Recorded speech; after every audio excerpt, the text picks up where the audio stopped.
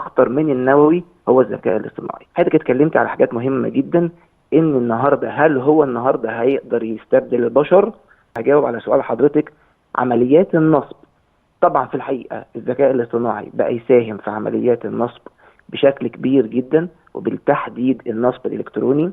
والنهارده عمليه الهويه الالكترونيه بقى فيها مشاكل كتيره جدا. حضرتك النهارده الصور اللي موجوده على السوشيال ميديا انت مش عارفه هي دي معموله بالذكاء الاصطناعي ولا دي صور حقيقيه متصوره. طب الفيديوهات هي نفس القصه. عايزين نقول الموضوع في مخاطر، في مخاطر، في فوائد، في فوائد.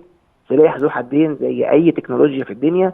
ولكن مع وجود التطور الرهيب اللي احنا فيه، مع وجود كمان السوشيال ميديا او منصات التواصل الاجتماعي، ربط الذكاء الاصطناعي بمنصات التواصل الاجتماعي، في الحقيقه عمليه التزييف اللي احنا بنقول عليها التزييف العميق بقت موجوده بشكل كبير جدا، والمخاطر بقت اكبر.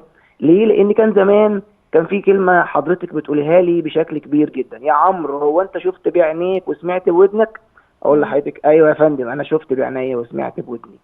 الكلام النهارده ما بقاش كده. انت لو شفت بعينيك ممكن ما تصدقش، ولو سمعت بودنك برضه ممكن ما تصدقش. ليه؟ لان لو سمعت بودنك في برامج بتعمل حاجه اسمها فويس كلون، او بتاخد الصوت وبتبدا تعمل له نسخ.